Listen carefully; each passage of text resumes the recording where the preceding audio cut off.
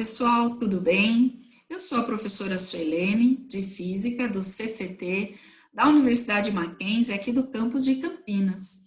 E também sou professora do projeto PREMAC. Vamos lá. Hoje, pessoal, eu escolhi resolver uma questão com vocês sobre equilíbrio, tá certo? Aqui no caso, equilíbrio estático. É a questão 116 do caderno cinza da prova do Enem, aplicada no início desse ano de 2020. Beleza? Essa questão, pessoal, ela fala de um esporte onde o atleta deve se equilibrar e executar manobras sobre uma fita esticada. Aqui no caso, presa nessas duas árvores dessa figura aqui apresentada, ok?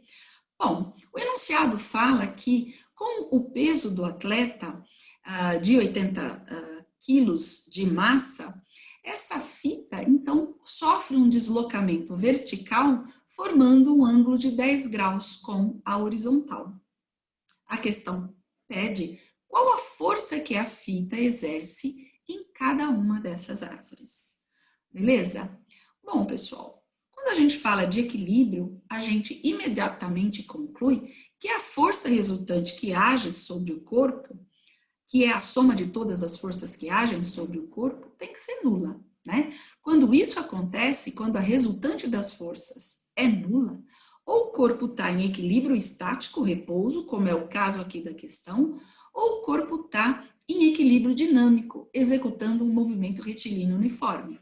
Aqui no caso, é o equilíbrio estático, o repouso. Bom, então, se a situação de equilíbrio tem a ver com as forças, então a gente tem que, na verdade, colocar todas as forças que agem sobre o corpo, e aí a questão fica mamão com açúcar, tá bom? Então vamos lá, ó. Questão 116 do Enem. Vou desenhar aqui, então, o atleta, né, bem esbelto, por sinal. Como eu vou colocar as forças que agem, eu vou colocar um sistema de referência para poder me auxiliar aí a colocar as forças, certo? Vou mudar a cor da canetinha aqui para a gente colocar as forças. Bom, agindo sobre o atleta, tem a força peso dele, associada à massa e a força de atração gravitacional local, né? E tem também a força na corda, né?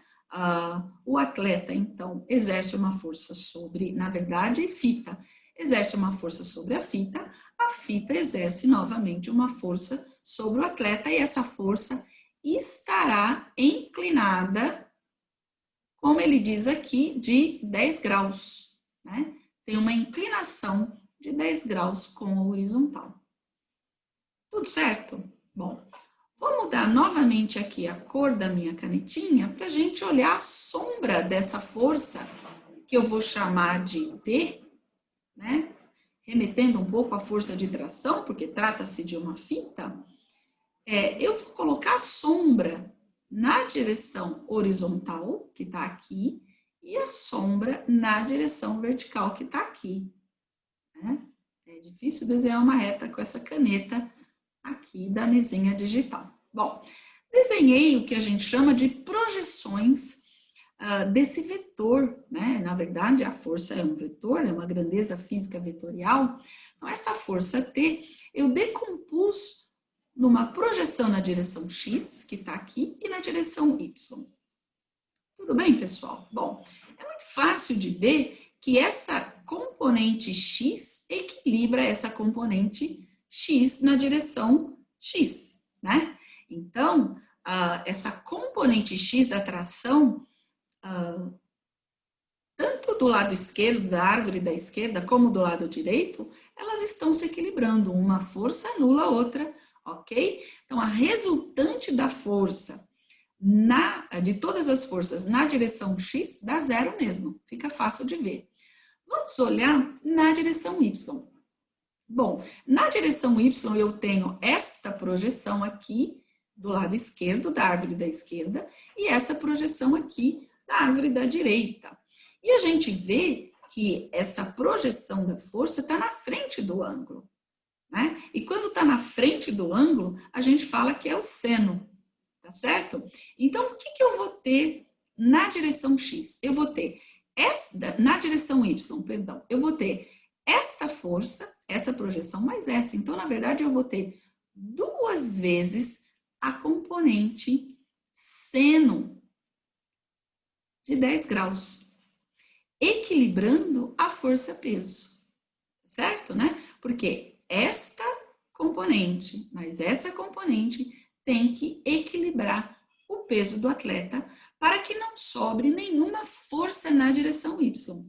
Em outras palavras, que a resultante das forças na direção Y seja 0 aí, para garantir que exista, então, equilíbrio estático-repouso. Beleza? Então, é bem simples a questão, pessoal.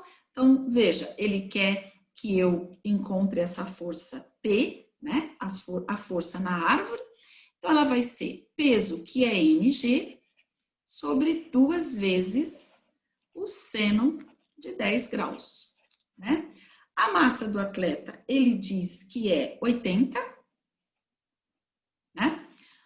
A aceleração gravitacional, ele diz no enunciado, que eu posso simplificar e usar 10 metros por segundo ao quadrado, e ele foi super bonzinho. Ele já me falou quanto vale o seno do ângulo de 10 graus, porque não é um ângulo notável, então eu não sei o seno de 10 graus, mas não tem problema, ele me forneceu, é 0,17. Só que cuidado, ele também fornece o cosseno do ângulo, né? Porque o aluno pode ficar, né, o candidato pode ficar na dúvida, qual é a projeção na direção Y? Será que é o seno? Será que é o cosseno? Mas a gente vê, né, que está na frente do ângulo, então é o cateto oposto. Então está ligado ao seno do meu triângulo aqui, no caso retângulo, tá certo? Fazendo essa conta, pessoal, eu tenho aí um valor de 2.352 newtons, que eu posso arredondar, que a gente vê que as alternativas estão arredondando, né? Eu posso arredondar aí para 2,4 em notação científica, vezes 10 a 3 newton. Portanto, alternativa correta, D de dado. Beleza? Bem simples a questão aí, né, pessoal? Então é isso aí, mamão com açúcar, né?